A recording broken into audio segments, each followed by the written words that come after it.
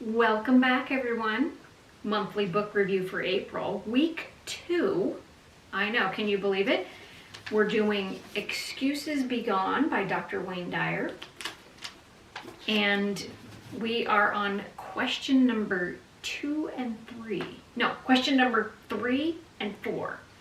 First week was question number 1. Do you know if your excuse is true or not, and can you be 100% sure it is true or not? And question number 2 is, where did this excuse come from? Hello? Right there, you came from yourself. So, we're going to dive into question number 3 on this journey, this path that I've taken, this book that I've chosen to review with you. Question number 3 is, what is the payoff? What is the payoff if I keep using this excuse, right? You avoid risks and you stay the same. That's the payoff. Yay! I get to just stay right where I am. It's safe, it's cozy, it's comfortable, right? So by using an excuse, there's some sort of hidden psychological issues that kind of go behind it. And I'm not a psychologist. I'm not trained in psychology. This is just sort of what he is saying about using excuses. They have a psychological impact. And so these are some of the reasons why you might want to use an excuse. It would be like avoidance. Like, I don't want to write a paper. I don't want to go do the dishes, I don't want to start my business, I don't want to go back to school. All of those things are avoidance. Okay, so the second one is safety, because it keeps you nice and safe. If you use this excuse, you don't have to try anything new. You don't have to do anything that you don't want to do, right? You're scared to leave your comfort zone when your true calling just keeps tugging at you. Basically, it's just your safety, right? Then there's the easy way out. It allows you to take the easy path rather the more difficult path, which keeps you growing and stretching as a person. So if you keep using this excuse, you're just going to stay where you are.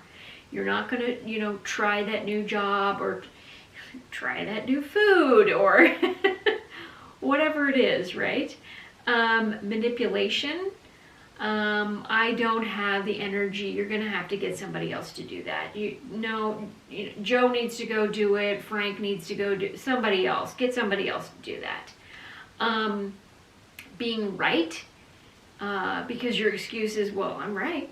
I'm right, right? This is a right way to do it, right? But it doesn't allow you to look at things from a different perspective and see that there are many ways to look at things. There are many right and wrong ways to look at things. Blame. You're blaming others. Well, of course it was her fault. Of course it was his fault. You're not taking responsibility for your actions. You're not taking responsibility for who you are, and you're, making up an excuse that it's somebody else's fault. Protection. This was an interesting one. I read this. You're seeking protection from mom and dad. If you do this for me, I will feel protected again. So you're not going to do it for yourself, you're going to make somebody else do it, right? Which is a little bit manipulation as well. Question number 4. What would like be like or look like or feel like if you didn't use the excuse? So I'm going to go back to last week where we said, I think the excuse was, I'm too old to get my college degree. Well, so we flipped that and we said, I'm the perfect age to get my college degree. And then what you're trying to, so you got rid of your excuse, you made your turnaround, and now what you need to do is really start envisioning. You start visualizing, what would that look like? What would it look like to be sitting in a classroom again? What would it look like to be taking a test again? What would it look like to be engaging with other people on the subject that you are really interested in learning about and really interested in getting your degree about? what would that feel like? What would it be like? What would it be like to be on a college campus again? Oh my gosh, when I went back with my son, I was like, oh my God, if I could do it again, I would take more classes. Well, more classes that I really enjoyed, you know. Like there's core requirements you have to take, right? And then there's other things you could take, and oh my gosh. Yeah, but I could still do that. Just choosing a different path right now, and it's not an excuse because I am learning all the time, every day.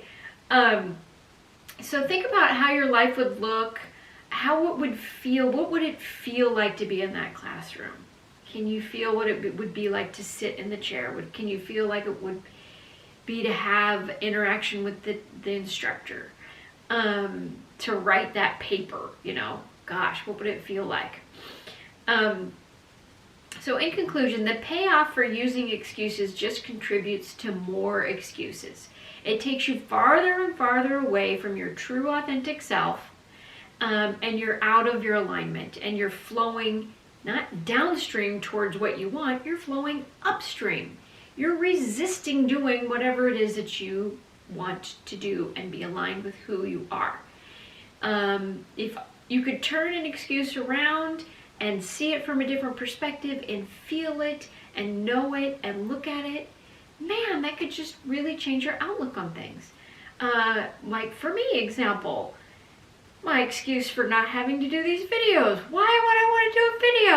Why would I want to talk to people?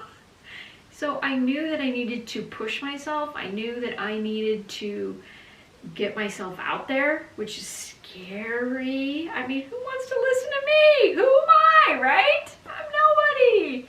I'm just me. I'm just talking about spirituality. I'm talking about mediumship. I'm talking about, you know, changing the way you look at things. I mean, that's scary for me. That was scary, even though I love learning about it.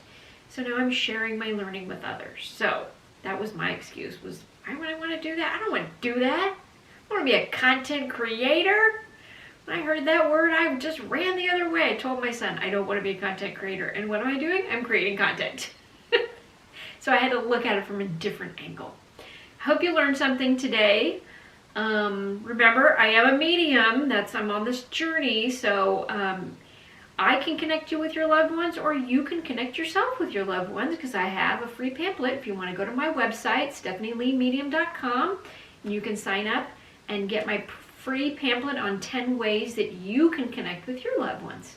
So take care, have a great week, and I will talk to you next week. Bye.